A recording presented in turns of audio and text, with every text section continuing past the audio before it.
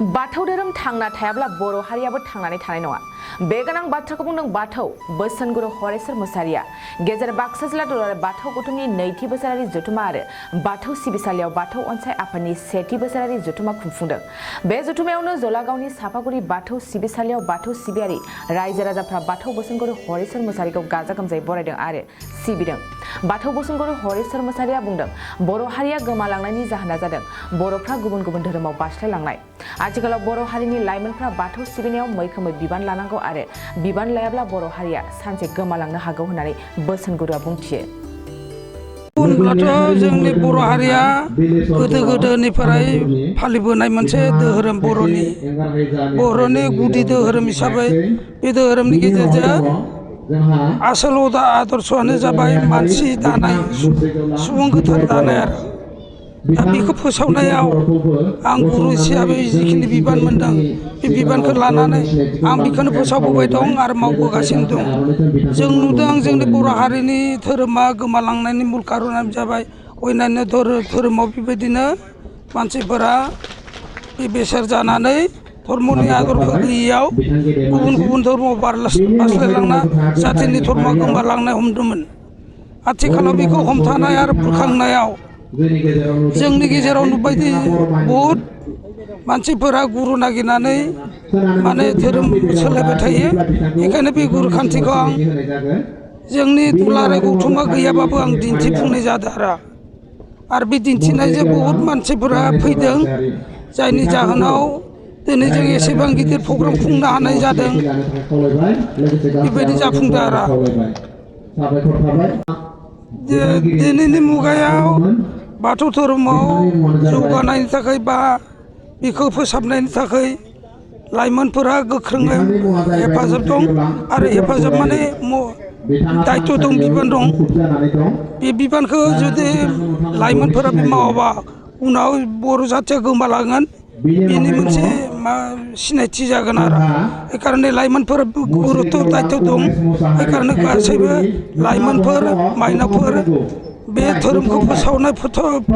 फोगोमनायाव गोख्रोङै बिबान लानांगौ दङ। आं बेखौ बुंनाय जाबाय आरो दुलाराय बर' समाजनि गेजेराव बाथौ धर्मखौ हमथानो फोथांना लाखिनायाव समग्र दुलाराय बर' हारियानो फोथायनाय फैनांगोन धोरोमनि सायाव, गावबा गावनि धोरोमनि सायाव। दाथ' नुदों बिभिन्न जाथिया गावबा गाव धोरोम कालसारखौ लाखिनायनि थाखायनो नारा नाथा दावहा। जोंबो बर'फोरा बेबायदि बयबो हेफाजाब होनांगोन आरो बयबो धोरोम सिबिग्रायाल' नङा आरो धोरोम फालिफोराबो बे दायथ'खौ मावनांगोन आरो बिबान लानानै माने हेफाजाब होनानै दैदेनलांनांगोन आरो बेयाव हेफाजाबफोरा थानांगोन आरो बयबो सिबिनांगोन बाथौ धर्मखौ। जेथियासो जाथिखौ हमथानो हागोन आरो बर' जाथिया थांना थानांगौबा बाथौआवनो दं गासिबो हारिमुवा। बर' जाथिया रायजो जानायनि जोनोमनिफ्राय थैजासिम बेखारनै धोरोमखौ फोथांब्लासो जाथिया थांना थागोन आरो धोरोमखौ बासायाबा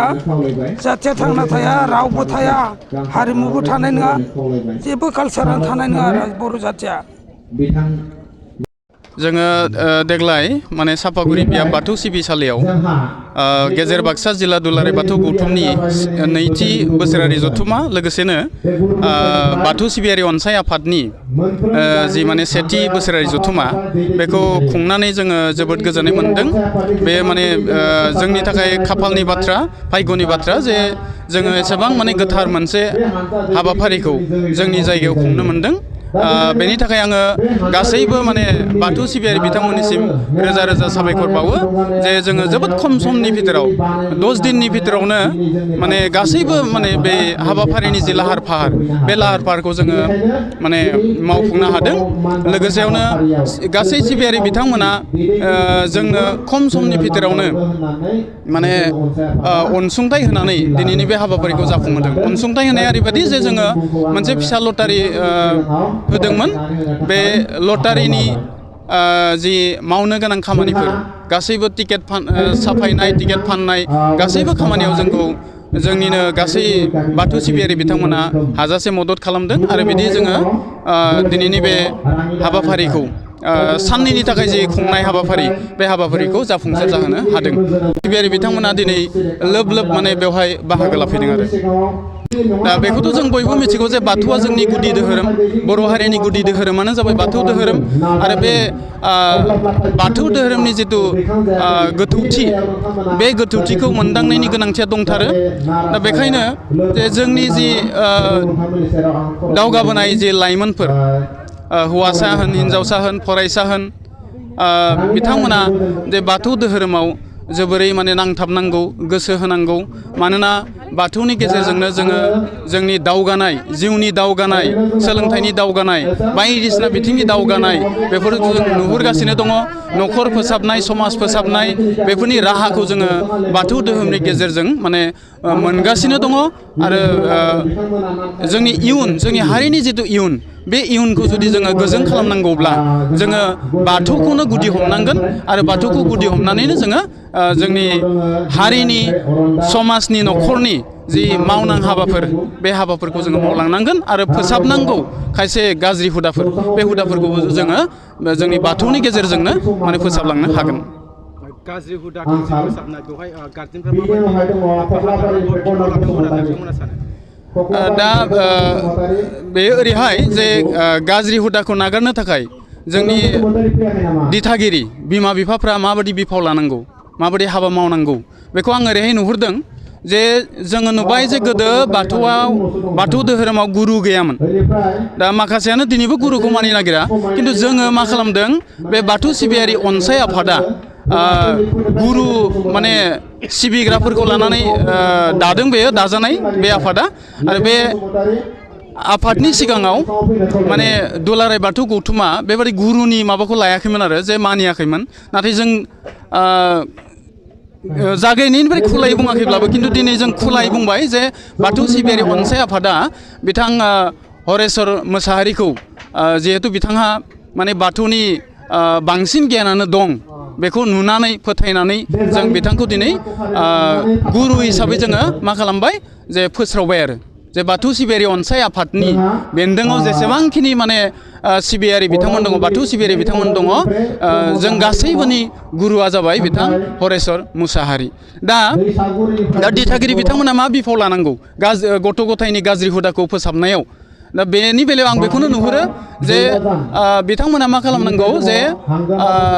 गुरु हमहोनांगौ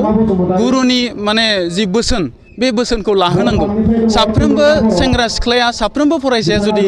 जोंनि बोसोनगुरु बिथां हरेस्वर मुसाहारिनि बोसोन जुदि लायोब्ला बिथांनि आदर्शखौ जुदि लायोब्ला बिथांनि थिननाय मथे जुदि हाबा मावोब्ला बे गाज्रि हुदाफोरा ओरैनो माने जोबस्रांलांगोन होननानै जोङो सानो जोंनि दावगाबोनाय लाइमोनफ्रा ओरैनो नागारलांगोन होननानै जों सानो आरो जि माने गुरुनि गियाना बिथांमोननि माने गोसोआव हाबगोन खर' मेलेमाव हाबगोन अब्लानो गाज्रि हुदानि जि माने थासारि बे थासारियाबो गैया जागोन होननानै आं सानो आरो 2023-24 सोलोंथाइ बोसोरनि थाखाय गोदान मुं थिसननाय लानानै फैदों बड'लेण्ड एकाडेमि सिनियर सेकेन्डारि फरायसालिया क'क्राझार जिल्लानि तिनिआलियाव थानाय बर' बिजोंनि बड'लेण्ड एकाडेमि सिनियर सेकेन्डारि फरायसालिया दायो केजिनिफ्राय 9 थाखोसिमनि गोदान मुं थिसननायखौ लागासिनो बड'लेण्ड एकाडेमि सिनियर सेकेन्डारि फरायसालियाव गुनगोनां सोलोंथाइ होनायजों लोगोसेयैनो नोंथांमोना बे फरायसालियाव थानाय जानायनि हस्टेल खाबुखौ मोननो हागोन बेजों लोगोसेयैनो बे फरायसालियाव एक्सट्रा टिउसन आरो इंलिश स्पिकिं कर्सखौबो फरायसाफोरनो होनाय जायो गोसो गोनां फरायसाफोरा मुं थिसननायखौ बाङाय बेसेनावनो मोननो हागोन बेनिखायनो बड'लेण्ड एकाडेमि सिनियर सेकेन्डारि फरायसालियाव फरायसा एबा नोंथांमोनहा मुं थिसननायनि बागै मिन्थिनोब्ला नैबे मबाइल नम्बर 9101488399 नङाब्ला थोंजों फरायसालियाव थांनानै खौरां लाहैनो हागोन